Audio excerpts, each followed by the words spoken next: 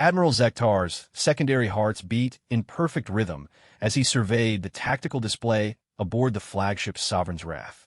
The holographic projection showed nearly 3,000 vessels arranged in the traditional hegemony battle formation, their hulls gleaming with the distinctive blue-silver alloy that had struck fear into countless civilizations across the galaxy. Each ship represented decades of engineering perfection, weapons systems that could crack planets, and shields that had never been breached in over 2 centuries of conquest. Status report. Zektar commanded, his voice carrying the authority of someone who had personally overseen the subjugation of 47 star systems. Commander Vexhal stepped forward, his scaled head bobbing in deference. All battle groups report ready, Admiral. The human fleet has finally arrived at the designated coordinates. Our long-range sensors confirm exactly what intelligence predicted. Zektar allowed himself a moment of satisfaction. 3 months of preparation had led to this moment. The humans had been given an ultimatum: surrender their pathetic collection of worlds and submit to hegemony rule or face complete annihilation. Predictably, they had chosen defiance. It would be their last mistake. Display their formation, he ordered. The tactical screen shimmered and refocused, revealing the approaching human fleet. Zektar's mandibles clicked in what passed for laughter among his species. Where the hegemony brought 3,000 ships of war, humanity had mustered barely 800 vessels. The size disparity was even more laughable. His own flagship measured nearly 4 kilometers in length, bristling with enough firepower to level a continent. The largest human vessel appeared to be perhaps half that size. They call that a dreadnought. Vexhal scoffed, highlighting the lead human ship. Our destroyers are more heavily armed. Zektar studied the human formation with professional interest. Unlike the precise geometric arrangements favored by civilized species, the humans had adopted a seemingly chaotic cluster formation. Their ships appeared to be grouped in irregular squadrons with significant gaps between formations. It looked less like a battle fleet and more like a merchant convoy that had lost its way. Curious, Zektar mused. Perhaps they plan to scatter when the fighting begins. Humans are known for their cowardice. The bridge crew chittered their agreement. Everyone knew the stories about humanity, a young species that had barely achieved faster-than-light travel 50 years ago. They had somehow managed to colonize a handful of systems through sheer persistence rather than any technological superiority. Their ships were crude assemblies of metal and primitive fusion drives. Their weapons were simple kinetic projectiles and basic energy beams. Most damning of all, their bodies were fragile organic shells that required constant environmental support. The hegemony had faced similar species before. None had lasted more than a single engagement. Admiral, the communications officer announced, the humans are transmitting on standard diplomatic frequencies. Put them through, Zektar replied. Let's hear their final surrender offer. The main screen shifted to display a human figure seated in what appeared to be the bridge of their lead vessel. The creature was smaller than Zektar had expected, with pale skin and the distinctive forward-facing eyes of a predator species. Strange, considering how poorly they had performed in every military simulation the hegemony had run. I am Admiral Sarah Chun of the Terran Defense Fleet, the human said, her voice carrying clearly through the translation matrix. You have invaded sovereign human space and threatened our colonies. This is your one opportunity to withdraw peacefully. The bridge fell silent for a moment before erupting in clicks, hisses, and chittering laughter. Even Zektar couldn't suppress his amusement. Human, he replied, leaning forward in his command throne, I am Admiral Zektar of the Hegemony First Fleet. You are outgunned, outmanned, and facing the finest military force in the galaxy. I offer you one final chance to surrender unconditionally. Your species will be relocated to designated worlds where you may serve the hegemony in whatever capacity we deem appropriate. Admiral Chin's expression didn't change. I'm afraid that's unacceptable. Humanity doesn't kneel. Then, humanity dies, Zektar declared. You have 10 minutes to reconsider. The transmission ended, and the tactical display returned to prominence. Zektar settled back in his throne, already planning the occupation of human worlds. The hegemony had refined the process over centuries. First, complete military defeat to crush any hope of resistance. Second, the systematic destruction of population centers until surrender became inevitable. Third, the establishment of administrative colonies to manage the surviving population. Battle groups are requesting permission to advance, Vexhal reported. Not yet, Zektar replied. Let them contemplate their fate. Fear is often more effective than immediate violence. He had learned this lesson during the subjugation of the Kethmori system. That species had possessed advanced technology and fierce warriors, but 3 days of watching their orbital stations being systematically destroyed had broken their will to fight. The humans would crack even faster. The minutes ticked by slowly. Long-range sensors continued to monitor the human fleet, noting the subtle repositioning of their formations. Zektar found their movements interesting from a tactical perspective. Instead of maintaining a defensive posture, the humans appeared to be organizing for an offensive action. It was either stupidity or desperation, and he couldn't decide which. Time, Vexhal announced. Zektar opened a channel to the human fleet. Admiral Chun, your time has expired. I trust you have reconsidered our generous offer. The human appeared on screen again, but something had changed. Her earlier diplomatic mask had fallen away, revealing an expression that Zektar couldn't quite interpret. It reminded him of the look predators wore just before they struck. Admiral Zektar, Chun said, her voice steady and calm, I have a message for you and your fleet. Speak. Humanity doesn't surrender, Chun continued. We don't kneel. We don't beg for mercy. We fight. And when we fight, we win. Zektar's amusement was fading. Bold words for someone facing impossible odds. Maybe, Chun replied.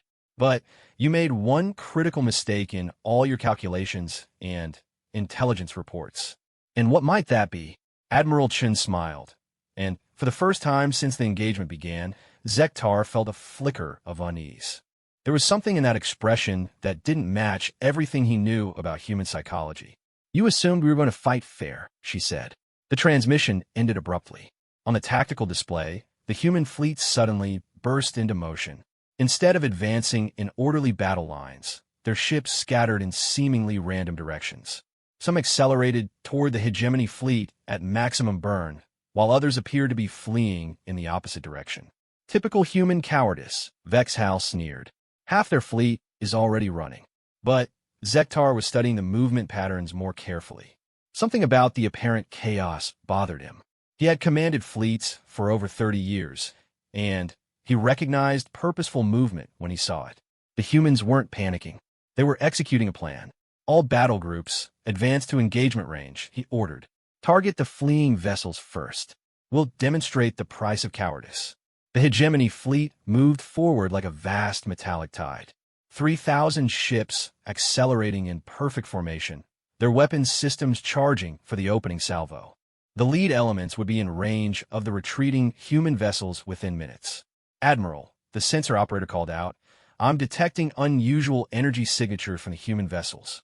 Sektar Frulvnid. Explain. Their power readings are spiking beyond normal parameters. Some of their ships are generating more energy than our initial scans indicated they were capable of producing.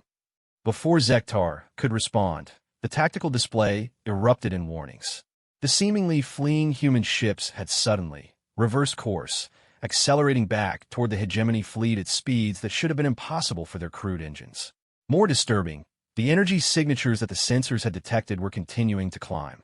Admiral, Vexhal said, his voice uncertain for the first time, the humans approaching our left flank are moving at nearly 0.8 light speed. Our projections indicated their maximum velocity was 0.4. Zektar felt his secondary hearts skip a beat. Either their intelligence had been catastrophically wrong, or the humans had been deliberately concealing their true capabilities. Neither possibility was comforting. All ships, evasive maneuvers. Prepare to engage incoming hostiles. But as he watched the tactical display, Zektar realized that evasive maneuvers might not be sufficient. The human ships weren't just moving fast. They were moving in coordinated patterns that suggested a level of tactical sophistication that didn't match any of the intelligence reports. The first human vessel reached firing range of the hegemony's outer screening elements. Instead of the expected barrage of primitive kinetic weapons, the human ship released something that the sensors couldn't immediately classify. Whatever it was struck 3 hegemony destroyers simultaneously, and all 3 ships simply vanished from the tactical display. Not destroyed. Not disabled. Vanished. Report. Zektar shouted. Unknown weapon impact on the screening force. The tactical officer replied, his voice high with stress. I'm reading complete molecular dissolution of the target vessels. No debris, no energy signatures. They're just gone. A chill ran down Zektar's spine. In 2 centuries of military service, he had never encountered a weapon capable of completely disintegrating matter at the subatomic level. The energy requirements alone should have been impossible for ships the size of human vessels to generate or control. More human ships were reaching engagement range, and each one seemed to carry weapons that defied everything the hegemony thought they knew about human technology. Directed energy beams that cut through hegemony shields like they weren't there. Projectile weapons that somehow managed to ignore the laws of physics and strike targets that should have been protected by deflector fields. Admiral, Vexhal said, his voice barely above a whisper, we're losing ships faster than I can track. Zektar stared at the tactical display in growing horror. In less than 5 minutes of engagement, the hegemony had lost over 200 vessels. The human fleet, meanwhile, appeared to be completely untouched. Their ships moved through the hegemony formation like ghosts, striking without warning and disappearing before return fire could be directed at them. This is impossible, he breathed. Our intelligence indicated primitive technology, basic fusion drives, and kinetic weapons. Sir, the communications officer interrupted. Admiral Chun is transmitting again. Put her through. The human admiral appeared on screen, and now Zektar could see what he had missed before. This wasn't the face of a desperate defender fighting against impossible odds. This was the expression of a predator who had been patiently waiting for prey to walk into a carefully prepared trap. Admiral Zektar, Chun said pleasantly, I thought you might appreciate an explanation of what's happening to your fleet. Your weapons, Zektar managed. They're beyond anything our intelligence suggested you possessed. That's because your intelligence was based on what we wanted you to see, Chun replied. Every engagement, every border skirmish, every technological demonstration for the past decade has been carefully staged to give you exactly the impression you wanted. We needed you confident enough to commit your entire fleet to a single engagement. The truth hit Zektar like a physical blow. You've been planning this. For 15 years, Chun confirmed. Ever since we learned about the hegemony's expansion plans. We knew we couldn't match you ship for ship or soldier for soldier. So we decided to be smarter instead. On the tactical display, more hegemony vessels were disappearing. The human ships seemed to be everywhere at once, their true capabilities finally unleashed. Weapons that could rewrite matter at the quantum level. Drive systems that could manipulate space-time itself. Defensive systems that made their ships nearly impossible to target effectively. You see, Admiral, Chun continued, humans have a talent that seems to be rare in the galaxy. We're very good at learning from our mistakes. And we're even better at learning from other people's mistakes. We've been studying every species the hegemony has conquered, analyzing every battle, understanding every weakness. Zektar watched helplessly as his carefully organized battle fleet dissolved into chaos. Ships were trying to retreat, but the human vessels had somehow managed to surround the entire hegemony force. There was nowhere to run. The mistake everyone makes, Chun said, is assuming that advanced technology has to look advanced. Your ships are beautiful, Admiral. Gleaming hulls, elegant designs, weapons that announce their power. Very impressive, very intimidating. Also very easy to target, and counter once you understand the principles involved. What do you want? Zektar asked, though he suspected he already knew the answer. Unconditional surrender, Chun replied. Your entire fleet will power down weapons and shields immediately. Any ship that attempts to continue fighting will be destroyed. Zektar looked around his bridge. His officers were staring at the tactical display in shock, watching the systematic destruction of everything they had believed about their military superiority. In less than 10 minutes, the most powerful fleet in hegemony history had been reduced to a broken rabble of terrified survivors. If I surrender, he said slowly, what guarantee do I have that you won't simply execute us all? None, Chun replied honestly. But I will tell you this. Humanity doesn't make war on prisoners. We're not interested in conquest or subjugation. We just want to be left alone. Zektar made his decision. All ships power down weapons and shields. Transmit surrender codes immediately. As the hegemony fleet began shutting down their military systems, Zektar found himself staring at Admiral Chen's image with something approaching respect. The humans had played a game he hadn't even realized they were capable of understanding, and they had played it perfectly. "Admiral Chan," he said, "may I ask you one question?" "Go ahead. How long have you been capable of building weapons like these?" Chen's smile returned, but this time it carried a hint of sadness. "About 50 years, Admiral, since the day we achieved faster-than-light travel and realized we weren't alone in the galaxy. We knew someone would eventually come for us, so we spent every day since then preparing for this moment." The transmission ended, leaving Zektar alone with the wreckage of his ambitions. Around him, the bridge crew worked quietly to comply with the surrender terms. Outside, human ships moved through the disabled hegemony fleet like shepherds managing a flock. He had dismissed humanity as fragile, primitive, and weak. It was a mistake that had cost him everything. The opening blow of what should have been a simple conquest had instead erased the greatest armada in hegemony history. As he watched the human ships take control of his fleet, Admiral Zektar couldn't help but wonder what other surprises this apparently fragile species might have prepared for the galaxy. Captain Elena Vasquez stood in the hangar bay of the captured hegemony flagship, watching as the last group of alien prisoners was escorted to temporary holding cells.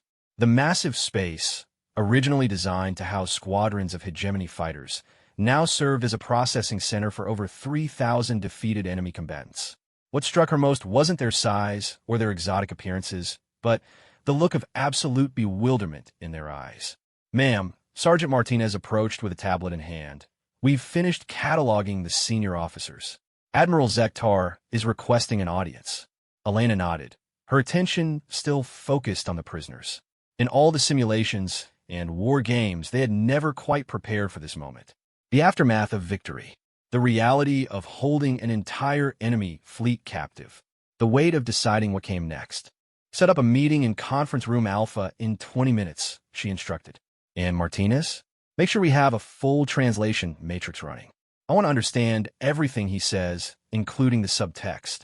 As she made her way through the corridors of the alien vessel, Elena couldn't help but marvel at the construction. The hegemony ships were indeed impressive, with smooth metallic walls that seemed to flow together without visible joints. Soft bioluminescent strips provided gentle illumination, and the air recycling systems maintained perfect atmospheric conditions. Everything spoke of a civilization that had refined their technology over centuries, which made their defeat all the more significant. She arrived at the conference room to find Admiral Zektar already waiting, flanked by 2 human guards. Up close, the alien commander was even more imposing than he had appeared on the view screen. Standing nearly 3 meters tall, with a powerfully built frame covered in natural armor plating, he represented everything humanity had expected from a galactic conqueror. "Admiral Zektar," Elena said, taking her seat across from him. "I'm Captain Vasquez, acting as liaison for Fleet Command. I understand you wish to speak." The alien's mandibles clicked softly before he responded. "Captain, I must confess that your species continues to surprise me. In my experience, victorious commanders typically wish to gloat over their defeated enemies." "Gloating is a waste of time," Elena replied. "We have practical matters to discuss." Zektar leaned back in his chair, a gesture that seemed oddly human despite his alien physiology. "Indeed, I assume you intend to interrogate us for military intelligence. Perhaps torture some of my officers for information about hegemony defenses." "Actually, Elena said, consulting her tablet. "We already know everything we need about your military capabilities. Your fleet's computer systems weren't as secure as you thought." The admission clearly shocked the alien admiral. "Impossible. Hegemony encryption protocols are mathematically unbreakable." Elena allowed herself a small smile. "That's what every civilization thinks until someone breaks their codes. We've been intercepting and decoding your communications for over a decade. Battle plans, fleet movements, technological specifications, political discussions. The intelligence treasure trove has been extraordinary." Zektar's alien features somehow managed to convey profound dismay. "Then, why engage us in battle at all? If you possessed such overwhelming technological advantages and complete intelligence on our operations, you could have simply destroyed our fleet before we ever reached your territory." It was a fair question, and one that Elena had expected. Because destruction wasn't the goal. We needed to send a message, but not just to your fleet. We needed to send a message to the entire hegemony and to every other spacefaring civilization watching this engagement. What message? That humanity is not prey, Elena said simply. Your species has spent centuries conquering others through displays of overwhelming force. You show up with massive fleets, demonstrate your superior firepower, and demand surrender. It's an effective strategy against civilizations that think in conventional terms. She activated a holographic display showing the battle from multiple perspectives. The alien admiral watched as his carefully organized fleet was systematically dismantled by forces he still didn't fully understand. The problem, Elena continued, is that humans don't think conventionally. We've never been the strongest species on our planet, or the fastest, or the most physically capable. Our evolutionary advantage has always been our ability to adapt and innovate. When faced with a superior opponent, we don't try to match their strengths. We find their weaknesses. Zektar studied the tactical replay with professional interest. Your vessels moved in ways that should have been impossible given your apparent technological limitations. Apparent being the key word, Elena agreed. Every piece of technology we demonstrated during border encounters was deliberately limited to suggest primitive capabilities. Your intelligence services did exactly what we expected them to do. They analyzed our performance and concluded that humanity posed minimal threat. The holographic display shifted to show detailed schematics of human vessels. Zektar's eyes widened as he saw the true complexity hidden beneath their crude exterior appearances. Stealth technology, Elena explained. Not just simple electromagnetic dampening, but complete electromagnetic signature masking. Your sensors were reading exactly what we wanted them to read. Hull configurations that could be reconfigured in real time. Weapons systems that could be completely concealed until the moment of deployment. But the energy requirements, Zektar protested. Our calculations suggested your power generation capabilities were insufficient for weapons of the type you employed. Elena Lozid. Admiral, your calculations were based on fusion technology because that's all we allowed you to detect. We've been using zero-point energy extraction for 15 years. Each of our ships generates more power than your entire fleet combined. The alien commander slumped in his chair, the weight of complete tactical failure evident in his posture. My government will demand to know how such intelligence failures were possible. No, Elena said quietly, they won't. Zektar's head snapped up. What do you mean? Admiral, do you really think your fleet was the only hegemony force we were tracking? While you were positioning for this engagement, we were simultaneously monitoring every major military installation in your territory. We know the location of every shipyard, every fortress world, every command center. Elena manipulated the holographic display, showing a real-time map of hegemony space. Red markers indicated military installations, blue markers showed fleet positions, and yellow markers represented political command centers. There were hundreds of targets scattered across dozens of star systems. This is impossible, Zektar whispered. Our territory spans half the galaxy. And we've been mapping it for over a decade, Elena confirmed. Did you really think we would risk the survival of our entire species on a single engagement? Admiral, this battle was just the opening move. As if summoned by her words, Elena's communication device chimed. She listened to the brief transmission, then looked back at Zektar with an expression the alien couldn't quite read. That was Admiral Chun, she said.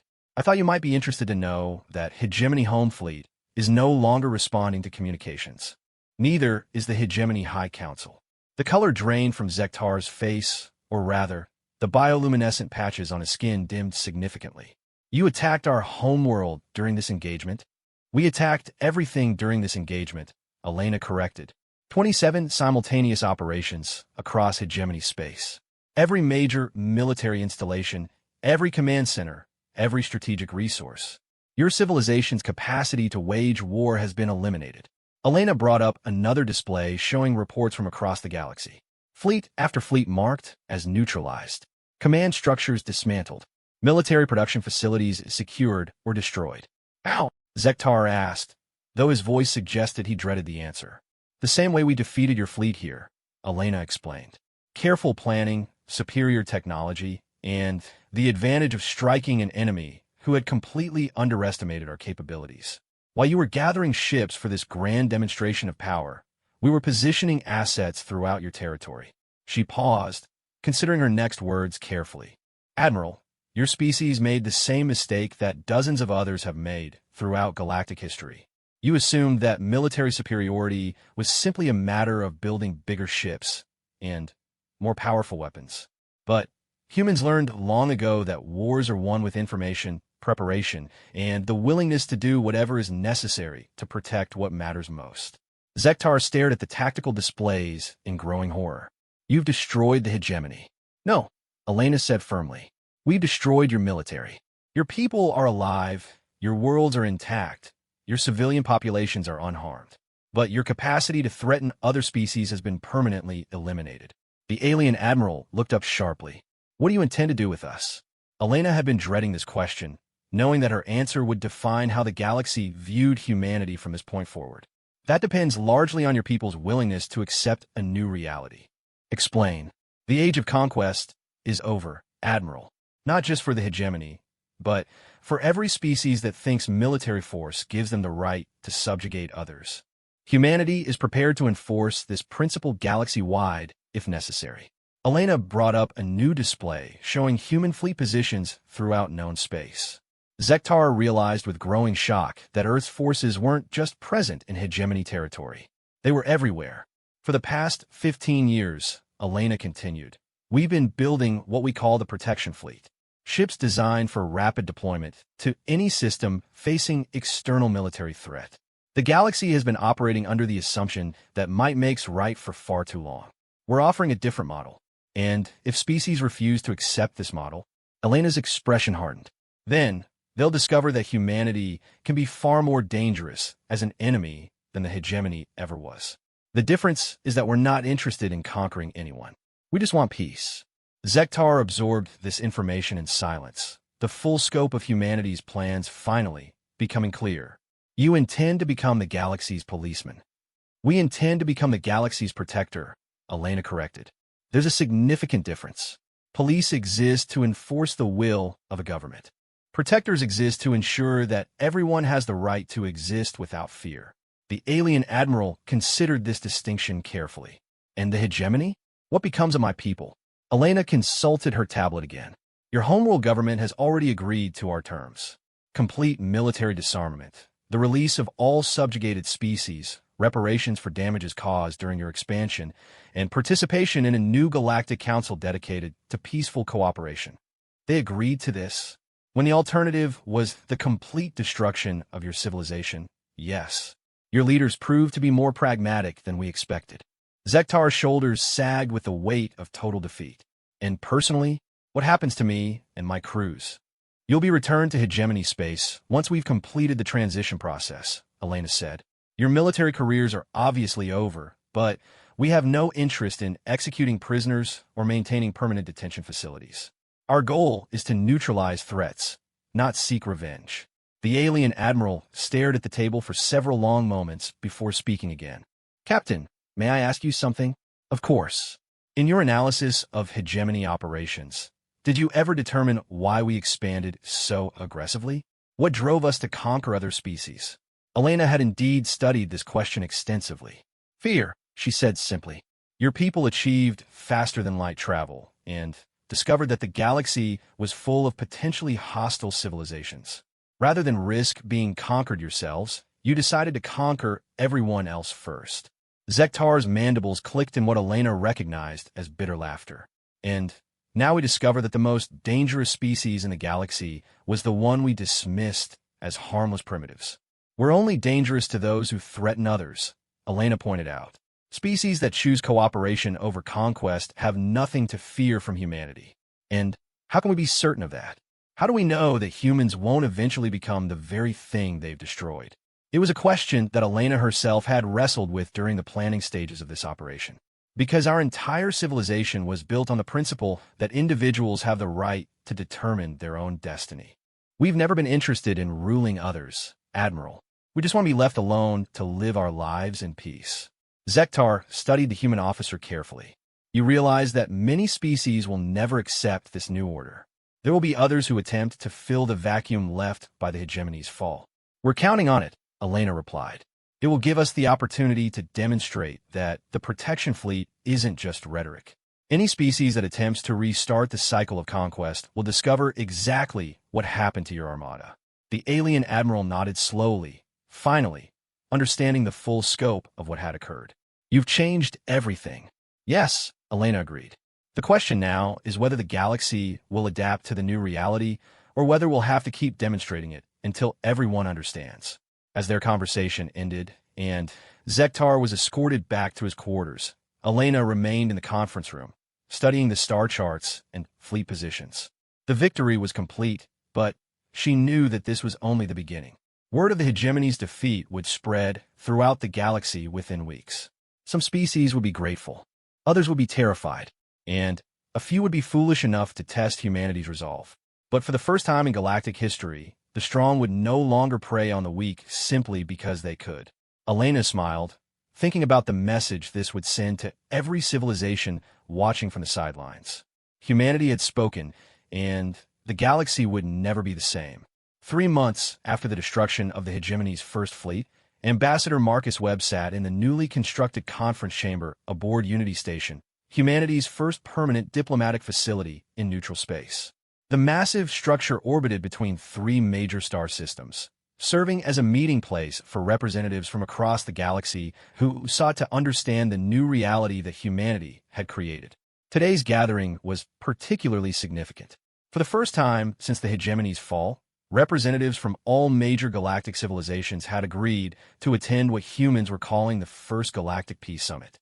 Webb studied the assembled delegates with careful attention, noting the mixture of curiosity, fear, and barely concealed hostility in their various expressions. To his left sat Ambassador Kithura of the Synthesis Collective, a hive mind species that communicated through complex pheromone patterns. Their crystalline exoskeleton reflected the chamber's soft lighting, creating prismatic displays that Webb found oddly beautiful. The collective had been one of the first civilizations to formally recognize humanity's protection protocols, perhaps because their distributed consciousness made them naturally resistant to conquest. Across from her, Ambassador Thranks of the Void Hunters kept his massive form hunched in what Webb recognized as a defensive posture. The Hunters were apex predators from a high-gravity world, evolved for pack hunting and territorial dominance. They had built their entire civilization on the principle that strength determined survival rights, making humanity's protection doctrine particularly threatening to their worldview. At the far end of the table, Ambassador Zurith of the Star Weavers maintained the serene expression typical of her energy-based species. The Weavers existed partially in normal space and partially in dimensions that other species couldn't fully perceive, giving them a perspective on galactic events that often proved unsettling to more conventional life forms. Ladies, gentlemen, and honored entities, Webb began, his words automatically translated into dozens of different communication formats. Thank you for accepting humanity's invitation to this summit. I believe we all understand why we're here. Ambassador Thranks' voice rumbled through the translation matrix with barely contained aggression. Indeed, your species has unilaterally imposed a new order on the galaxy without consultation or consent from established governments. Many of us question the legitimacy of such actions. Webb had expected this challenge. The Void Hunters had been building toward their own expansion campaign when humanity intervened, and they clearly resented having their plans disrupted. Ambassador Thranks, Webb replied calmly, could you clarify what you mean by established governments? Are you referring to civilizations that earned their territory through conquest, or those that developed naturally within their own systems? The question struck at the heart of the matter. Most of the major galactic powers had expanded through military force, claiming legitimacy through superior firepower rather than any consensual agreement from the species they absorbed. Ambassador Kithura's pheromone patterns shifted to what Webb's briefing materials indicated was diplomatic intervention. The collective acknowledges that previous expansion models created significant instability. However, we question whether humanity's solution addresses underlying issues or merely substitutes one form of dominance for another. It was a sophisticated point, and one that Webb knew would be crucial to address effectively. An excellent observation, Ambassador. Perhaps I could illustrate the difference by sharing some specific examples of how the protection protocols have been implemented. Webb activated a holographic display showing a star map with various colored indicators. 3 weeks ago, the Talon Empire launched what they called a pacification mission against the gentle folk of the Harmony Worlds. The gentle folk are a peaceful agricultural civilization with no military capability whatsoever. The display zoomed in to show the Harmony system, with ship movements tracked in real time during the incident. The Talon fleet consisted of 47 attack vessels, more than sufficient to overwhelm the gentle folk's minimal orbital defenses. However, as the Talon ships entered the system, they encountered a single human vessel. Ambassador Zuraith's energy patterns fluctuated with curiosity. One ship against 47 seems an inadequate response. Under normal circumstances, yes, Webb agreed. However, the human vessel transmitted a simple message to the Talon fleet. This system is under protection protocols. You have 30 seconds to reverse course. Webb paused to let the implications sink in. The Talon commander, perhaps influenced by reports of our encounter with the hegemony, chose to comply. The fleet withdrew without firing a shot, and the gentle folk continued their peaceful existence without ever knowing they had been threatened. Ambassador Thranx's claws scraped against the table's surface. A single ship forced 47 vessels to retreat. Either the Talons are cowards, or you're not telling us something about your capabilities. The Talons made a rational decision based on available information, Webb replied.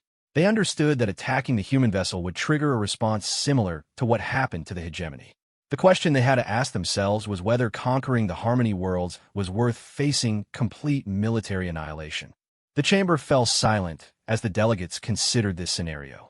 Webb could almost see them calculating the implications for their own territorial ambitions. Ambassador Kethera's patterns shifted again. You're suggesting that deterrence alone can maintain galactic peace? In many cases, yes, Webb confirmed. But deterrence only works if potential aggressors believe that the consequences of action outweigh any possible benefits. That's why the hegemony engagement was necessary. We needed to establish that humanity's protection protocols are not empty threats. Ambassador Zuraith's form flickered between dimensions before stabilizing. But what happens when deterrence fails? What happens when a civilization decides that the risk is acceptable? Webb had hoped someone would ask this question. That brings us to our second example. The Crimson Tide Armada decided to test our resolve 2 weeks ago. The holographic display shifted to show a different star system, this one labeled as belonging to the Moss people, another peaceful species known for their advanced botanical sciences. The Crimson Tide is a nomadic civilization that survives by raiding other species for resources. They've successfully avoided major conflicts by targeting only weak civilizations and retreating when faced with serious opposition. When they learned about our protection protocols, their leadership apparently decided that humans were bluffing. The display showed the movement of a large fleet of oddly shaped vessels, clearly designed for hit-and-run tactics rather than prolonged engagement. They sent 300 ships to raid Moss people colonies, betting that we wouldn't risk a major engagement for such a minor species. They were wrong. Ambassador Thranx leaned forward intently. What happened? Complete fleet annihilation, Webb said simply. Every Crimson Tide vessel was destroyed within 12 minutes of entering the system. No survivors, no retreat, no negotiation. They chose to test our resolve, and they discovered that our protection protocols are absolute. The silence in the chamber was profound. Webb could see the delegates processing the implications of a 300-ship fleet being completely eliminated in 12 minutes. The difference, Webb continued, is that the Talon Empire chose wisdom over aggression and retained their entire fleet. The Crimson Tide chose aggression and lost everything. The protection protocols don't distinguish between large threats and small ones. Any unprovoked attack on a protected civilization receives the same response. Ambassador Zuraith's energy patterns indicated deep contemplation.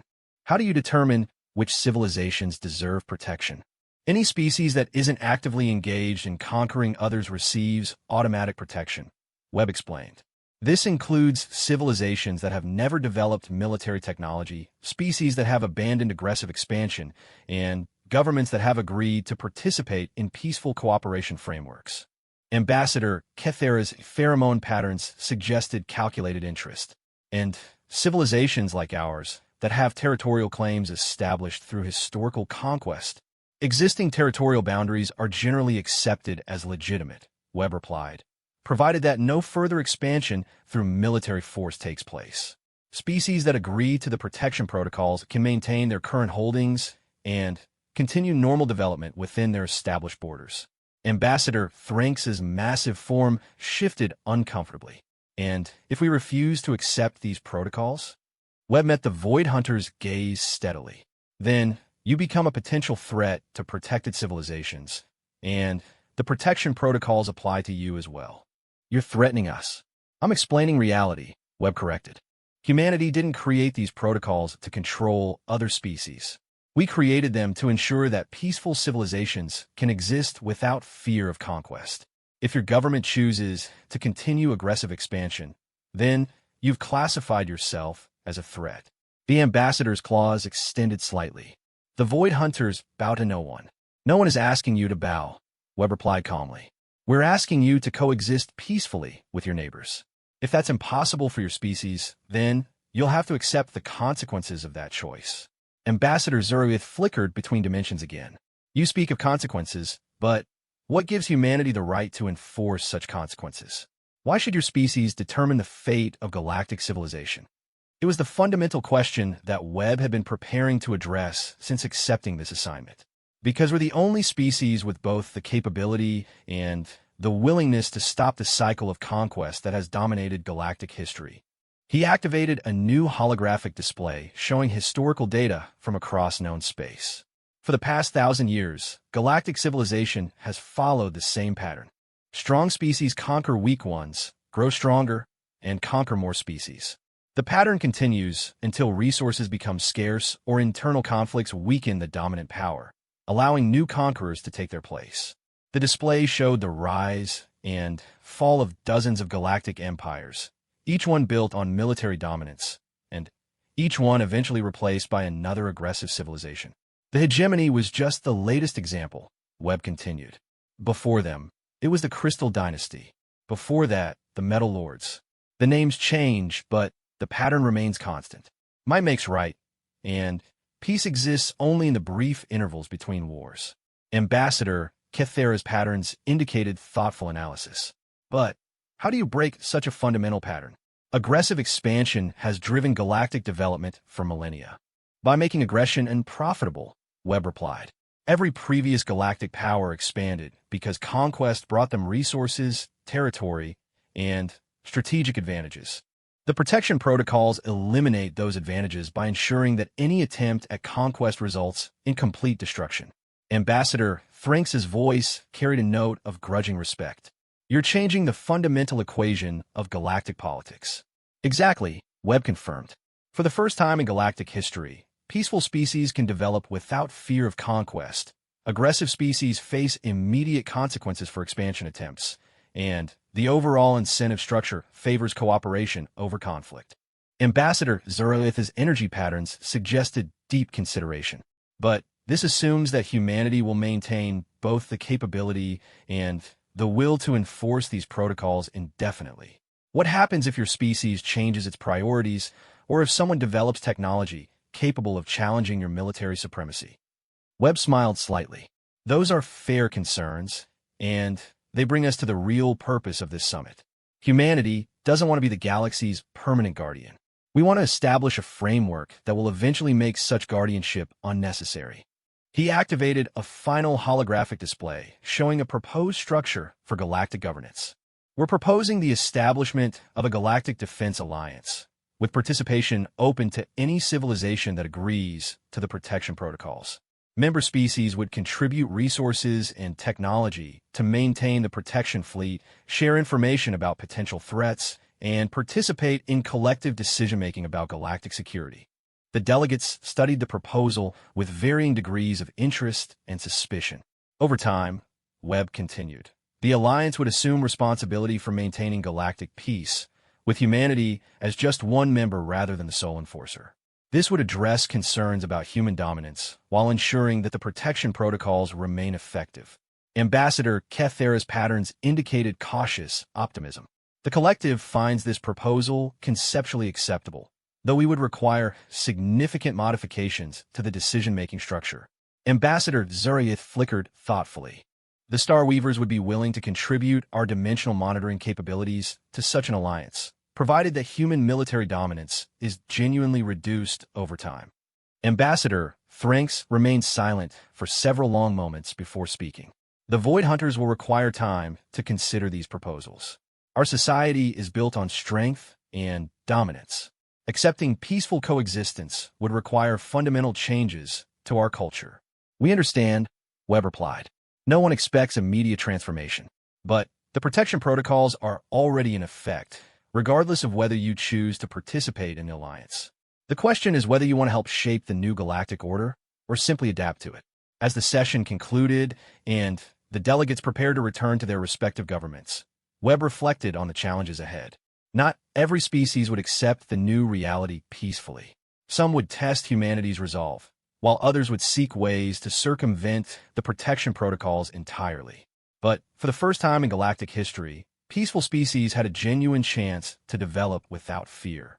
The cycle of conquest that had dominated the galaxy for millennia was finally broken, replaced by a framework that rewarded cooperation over aggression. The future remained uncertain, but humanity had fundamentally altered the trajectory of galactic civilization. Whether that change would ultimately prove beneficial would depend on how wisely the galaxy chose to use this unprecedented opportunity for peace. Dr. Sarah Chun leaned back in her chair within the research vessel Prometheus, studying the data streams flowing across multiple displays. As the chief xenological analyst for the protection fleet, she had spent the past 6 months investigating an anomaly that was beginning to concern humanity's leadership. The protection protocols were working exactly as intended, but they were also revealing something unexpected about galactic civilization. Dr. Chen, her assistant Dr. James Okafor, called from across the laboratory. I've finished analyzing the latest cultural data from the Harmony worlds. You need to see this. Sarah moved to examine his findings, noting the mixture of excitement and concern in his expression. The Harmony worlds were one of the first civilizations to benefit from humanity's protection, and their rapid development since being freed from the threat of conquest had exceeded all projections. Show me, she said, settling into the chair beside him. James activated a holographic display showing the development trajectory of Harmony world civilization over the past 6 months. When we first encountered them, the Gentlefolk were a simple agricultural society with basic space flight capabilities. Their technology level was roughly equivalent to early human space exploration. The display showed peaceful farming communities, modest cities, and simple orbital installations for growing specialized crops in zero gravity. But look at their development rate since protection protocols went into effect, James continued. The display shifted to show current Harmony world infrastructure. Sarah's eyes widened as she saw massive orbital habitats, advanced manufacturing facilities, and technological innovations that seemed decades ahead of where the Gentlefolk had been just months ago. This is impossible, Sarah breathed. Civilizations don't advance this rapidly without external assistance or some kind of technological breakthrough. That's what I thought too, James agreed. But then I started comparing their development pattern to other newly protected species. The Moss people have advanced their botanical sciences by centuries in just 3 months. The Crystal Singers have developed new harmonic technologies that our physicists can't fully understand. Even the Stone Builders, who we thought were purely primitive, have started constructing architectural marvels that defy conventional engineering principles. Sarah studied the data with growing amazement. You're suggesting that protection from conquest has somehow accelerated the natural development of these species. More than that, James replied, manipulating the display to show comparative analysis. I think these civilizations were never actually primitive. I think they were deliberately suppressing their own development. The implications hit Sarah immediately. They were hiding their capabilities to avoid attracting attention from aggressive species. Exactly. Look at this historical analysis from the Harmony world's own records, which they've recently begun sharing with us. The display showed a timeline stretching back several thousand years. Sarah could see periods of rapid technological advancement followed by deliberate reversions to simpler ways of life, always coinciding with the rise of new galactic powers. The Gentlefolk have actually achieved advanced spaceflight capability at least 6 times in their history, James explained. Each time, they detected the presence of aggressive civilizations and made the conscious decision to abandon their technology and returned to agricultural simplicity. Sarah absorbed this information with growing wonder. They were protecting themselves by appearing weak. All of them were, James confirmed. We found evidence of this pattern in every peaceful civilization we've contacted. The galaxy isn't full of primitive species that need protection from advanced aggressors. It's full of advanced species that have been pretending to be primitive to avoid conquest. A communication alert interrupted their discussion. Sarah activated the link to find Admiral Chen's image appearing on the main screen. Dr. Chen, the Admiral said, I hope I'm not interrupting critical research, but we have a situation that requires your expertise. What kind of situation? We receive a request for contact from something calling itself the Gardner Collective. They claim to be representatives of what they call the hidden civilizations. They want to meet with our leadership to discuss what they term the new paradigm. Sarah exchanged glances with James. Admiral, Dr. Okafor, and I have been investigating some unusual development patterns among protected species. I think this contact might be related to our findings. Explain. Sarah quickly summarized their research findings, watching Admiral Chen's expression grow more intrigued with each detail. So you're suggesting that we haven't been protecting primitive species from advanced aggressors, the Admiral mused. We've been protecting advanced species that were hiding from other advanced species. That appears to be the case, Sarah confirmed.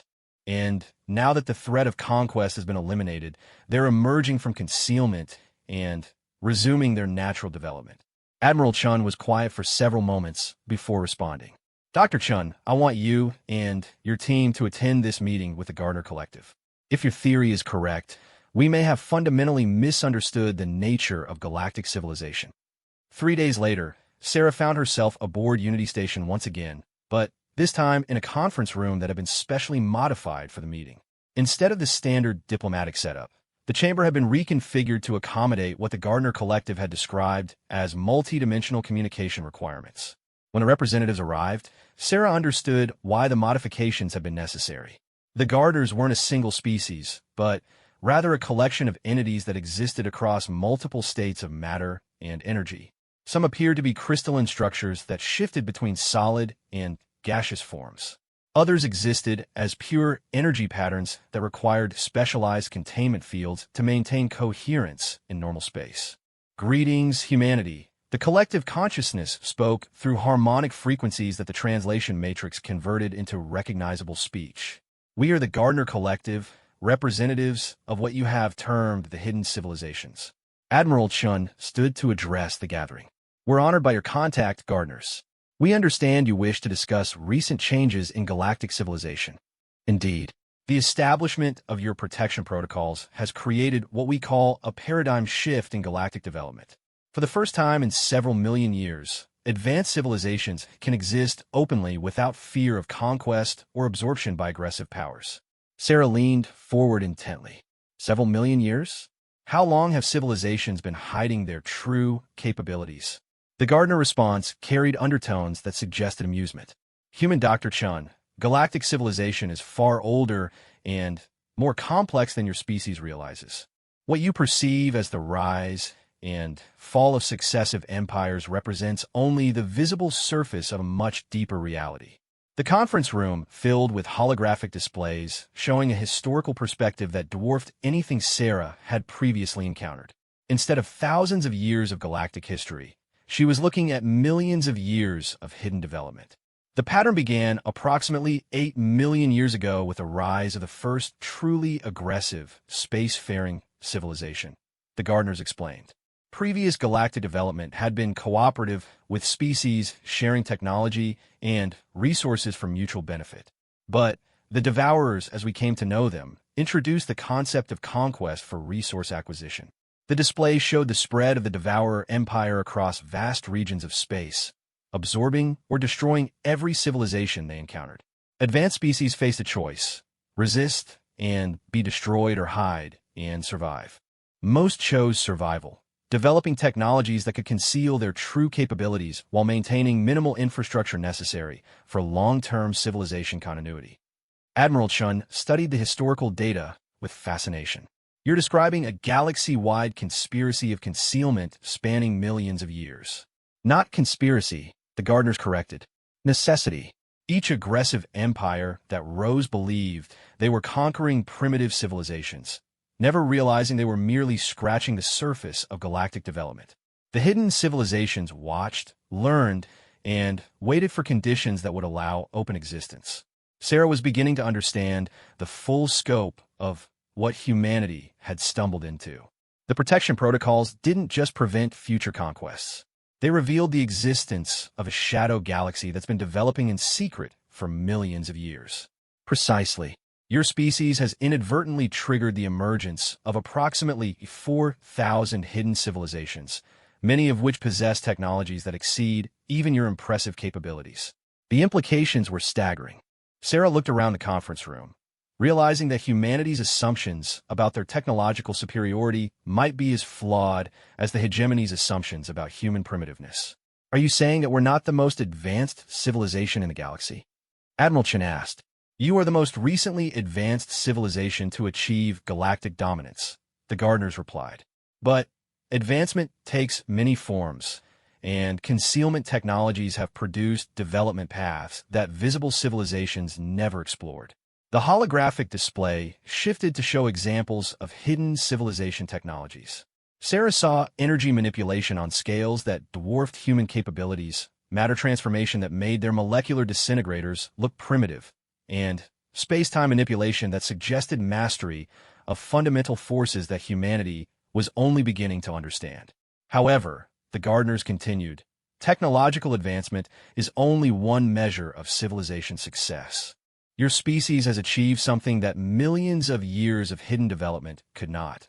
The courage to openly challenge the cycle of conquest that has dominated galactic history.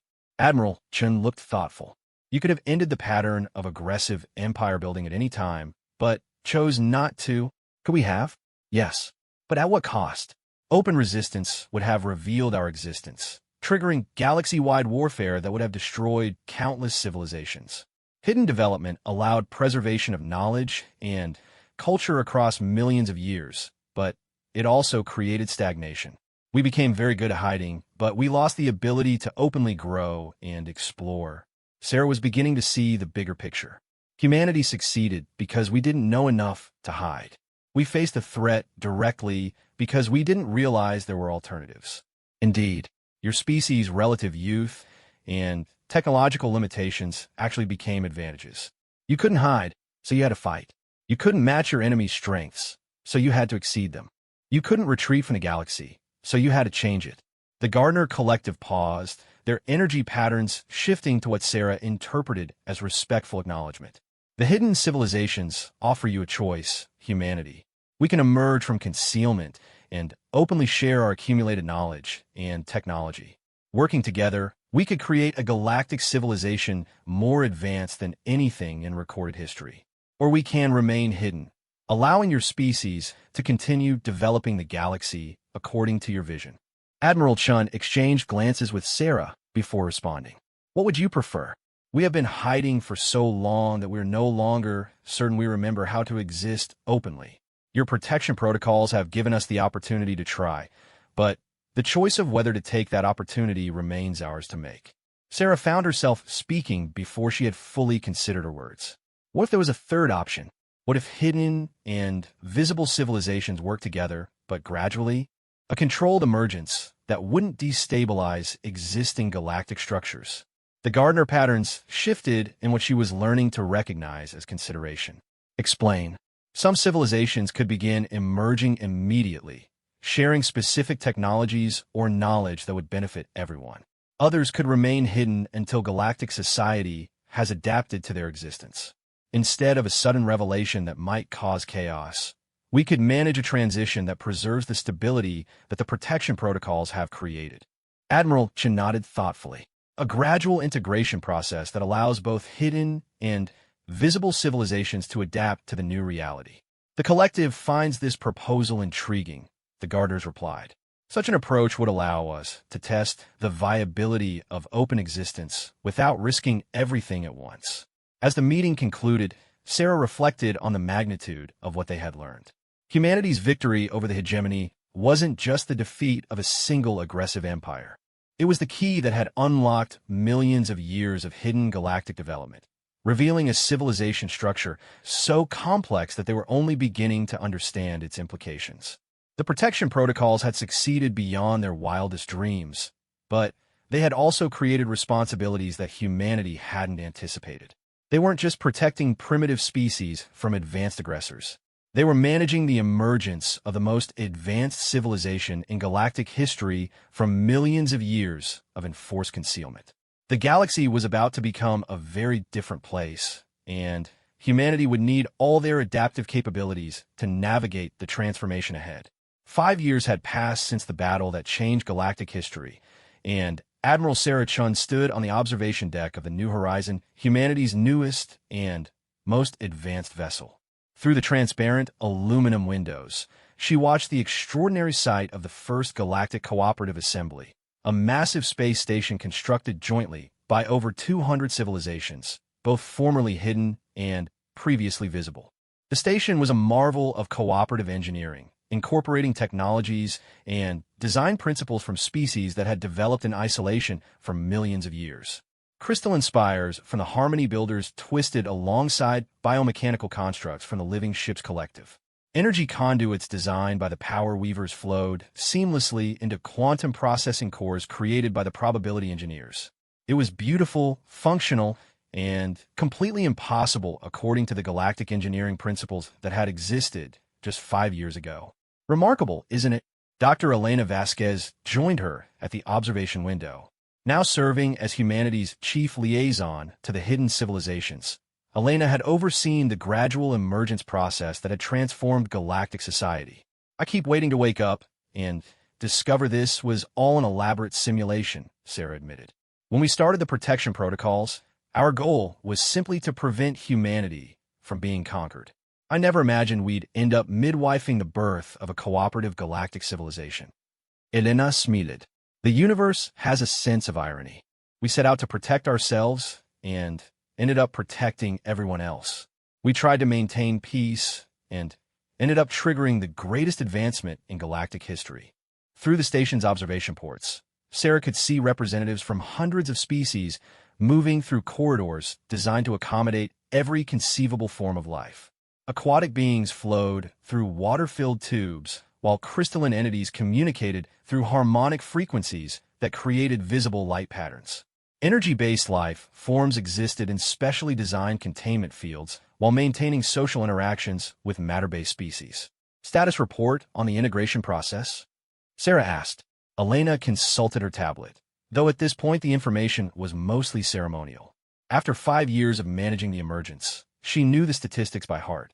As of this morning, we have 417 formerly hidden civilizations that have achieved various degrees of open existence. 212 have joined the Galactic Cooperative Alliance. 73 are participating in limited technology sharing agreements, and the remainder are still in early emergence phases.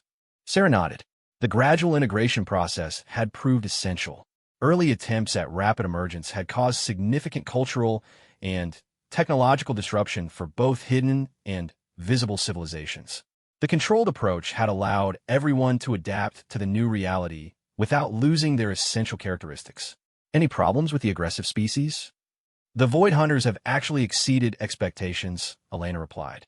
Converting from a conquest-based society to a cooperative one was difficult for them, but they found new purpose as the cooperative's primary exploration force. Their natural hunting instincts translate well to investigating unknown regions of space. Sarah found this particularly satisfying. The Void Hunters had been among the most resistant to the protection protocols, but they had eventually adapted better than many species that had initially embraced the new paradigm. The Talon Empire has become one of our most effective mediators for newly emerging civilizations, Elena continued. Their experience with military organization helps them understand the concerns of hidden species that are nervous about revealing themselves. A communication alert interrupted their conversation. Sarah activated her personal communication system to find Admiral Chen's image appearing in holographic form. Sarah, the Admiral said, I hope I'm not interrupting, but we have an interesting situation developing. The Deep Space Monitoring Network has detected something unusual. Define unusual. We're receiving structured radio transmissions from the Andromeda Galaxy. The signal patterns suggest artificial origin, and the mathematics involved appear to be more sophisticated than anything in our current database. Sarah felt a familiar mixture of excitement and concern. First contact with an extragalactic civilization? That's our working assumption. The transmission appears to be some kind of mathematical proof, followed by what might be technological specifications. Our xenological teams are analyzing the content, but initial assessments suggest capabilities that exceed even the most advanced hidden civilizations we've encountered. Elena looked thoughtful. How long until we could determine their intentions? Unknown. The transmission is ongoing, but we're also detecting gravitational anomalies consistent with massive artificial constructs approaching the galactic boundary. Whatever sent these signals appears to be coming here. Sarah considered the implications. Do we know if they're aware of recent changes in galactic civilization? No way to determine that from the available data. For all we know, they might be expecting to find the same pattern of aggressive empires and hidden civilizations that existed here for millions of years. The irony wasn't lost on any of them. Just as galactic civilization had achieved unprecedented cooperation and peace, they were potentially facing contact with entities from beyond their galaxy. Admiral, Sarah said, I recommend we convene an emergency session of the Cooperative Assembly. If we're facing potential contact with extragalactic entities, every civilization should have input on how we respond. Agreed. Can you coordinate with the Assembly leadership? Already on it, Elena said, activating her own communication system. I'll send priority alerts to all member civilizations and request emergency assembly within 6 hours. As the Admiral's image faded, Sarah returned her attention to the view outside. The peaceful cooperation she was witnessing might be about to face its first major test. 6 hours later, the main assembly chamber was filled with representatives from across the galaxy. The chamber itself was a marvel of cooperative engineering, with environmental systems that could simultaneously support the needs of hundreds of different species. Atmospheric processors maintained distinct breathing zones, while gravitational fields provided appropriate conditions for species ranging from energy beings to matter-based life forms that required specific pressure conditions.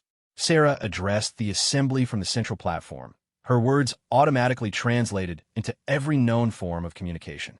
Honored representatives, she began, we face a situation that requires collective wisdom and coordinated response. Our deep space monitoring networks have detected what appears to be first contact with an extragalactic civilization. The chamber filled with various forms of communication as representatives discussed this development among themselves. Sarah waited for the initial excitement to subside before continuing. The entity or entities responsible for these transmissions appear to possess technology that exceeds our current understanding, and they're approaching our galaxy with what appears to be massive artificial constructs of unknown purpose. Ambassador Kethera of the Synthesis Collective spoke first. Her pheromone patterns automatically translated into audible speech. Do we have any indication of their intentions toward galactic civilization? None, Sarah replied honestly. But we must consider the possibility that they're unaware of the changes that have occurred here over the past 5 years. They may be expecting to encounter the same pattern of aggressive empires and hidden civilizations that characterized this galaxy for millions of years. The representative of the Gardner Collective, now fully emerged from concealment, contributed their perspective. The historical pattern suggests that civilizations capable of intergalactic travel have typically been aggressive expansionists. Peaceful civilizations rarely develop the technologies necessary for such journeys. Ambassador Thranks of the Void Hunters leaned forward intently. Then, we must prepare for the possibility of conflict. Or, countered the representative from the Harmony Builders, we must demonstrate that galactic civilization has evolved beyond the patterns they might expect. Perhaps they will be willing to embrace cooperation if we show them a functional alternative to conquest. Sarah found herself in the unusual position of moderating a discussion between species that had been hiding from each other for millions of years and species that had been actively conquering each other until very recently. The fact that they could have such a discussion at all was testament to how much had changed. I propose a multi-layered response, she said. First, we prepare our defenses. The protection protocols that ended the cycle of internal conquest can be adapted to address external threats. Second, we prepare a diplomatic response that demonstrates the cooperative nature of current galactic civilization. If these entities are willing to engage peacefully, we want to be ready. The representative of the probability engineers, a species that existed partially outside normal space-time, offered their unique perspective. Our analysis suggests multiple potential outcomes with varying probability distributions. However, one factor appears consistent across most scenarios. The response of the approaching entities will be significantly influenced by their first impression of galactic civilization. Elena stood to address the assembly, which means our response needs to be carefully coordinated. We can't afford to have different species or regions responding independently. Whatever message we send needs to represent the entire galaxy. Ambassador Zeroeth of the Star Weavers flickered between dimensions before speaking. The Star Weavers offer our dimensional monitoring capabilities to track the approaching constructs. Our observations across multiple dimensional layers might provide insights into their technology and intentions. Similar offers began coming from representatives across the chamber. The Crystal Singers offered their harmonic analysis capabilities for communication attempts. The Living Ships Collective proposed biological analysis of any organic components in the approaching constructs. The former hegemony worlds, now reorganized as the Reformed Territories, offered their military planning expertise. Sarah watched with amazement as dozens of species that had spent millions of years hiding from each other now competed to offer their unique capabilities for the common defense. It was exactly the kind of cooperation that the protection protocols have been designed to enable, but seeing it in action still felt like witnessing a miracle. "Thank you all," she said. "Dr. Vasquez will coordinate the technical contributions. I want monitoring stations established at key positions throughout the galaxy, communication protocols prepared in every known mathematical and linguistic format, and defense coordinators ready to implement protection protocols on a galactic scale if necessary." As the assembly session concluded and representatives began returning to their home systems to coordinate the response, Sarah remained on the observation deck. Through the transparent aluminum, she could see ships from hundreds of civilizations preparing for departure. Each vessel was unique, representing the diverse paths that galactic civilization had taken during millions of years of separate development. Elena joined her again, carrying a tablet full of coordination requests and technical specifications. "Any second thoughts about triggering this transformation?" Elena asked. Sarah considered the question seriously. If we had never challenged the hegemony, the galaxy would still be trapped in the same cycle of conquest and concealment that had lasted for millions of years. Hidden civilizations would still be hiding, aggressive empires would still be conquering, and peaceful species would still be living in fear. She gestured toward the departing ships. "Instead, we have this: cooperative development, shared technology, and a galactic civilization that's capable of responding to external challenges as a unified force rather than as competing fragments. Even if the approaching entities prove hostile." "Especially if they prove hostile," Sarah replied. "The protection protocols were designed to defend against aggression, regardless of its source. If these extragalactic entities choose conflict, they'll discover that galactic civilization is no longer divided against itself." Elena smiled. "They'll face the same surprise that the hegemony encountered, an enemy that appears weak, but proves to be stronger than they imagined. The difference is that this time it won't just be humanity they're underestimating," Sarah pointed out. "It will be the combined capabilities of every advanced civilization in the galaxy, working together for the first time in millions of years." Through the observation windows, Sarah could see the last of the assembly ships departing for their home systems. Soon, the galaxy would be preparing for whatever was approaching from beyond its borders. But for the first time in galactic history, that preparation would be coordinated, cooperative, and unified. The protection protocols had succeeded beyond humanity's wildest dreams. Not only had they ended the cycle of conquest within the galaxy, but they had also created a civilization capable of facing whatever challenges the universe might present. Admiral Sarah Chun smiled as she watched the stars, knowing that humanity had kept its promise. They had protected the weak, defeated the aggressive, and created something that had never existed before: a truly cooperative galactic civilization. Whatever was coming from Andromeda would find a galaxy united in its determination to remain free. And if history had taught humanity anything, it was that united civilizations fighting for their freedom were capable of achieving impossible things. The protection protocols had changed everything, and now they would be tested on the largest scale imaginable. Sarah found herself looking forward to the challenge. After all, humanity had never been one to back down from impossible odds. The galaxy was ready. Whatever came next, they would face it together.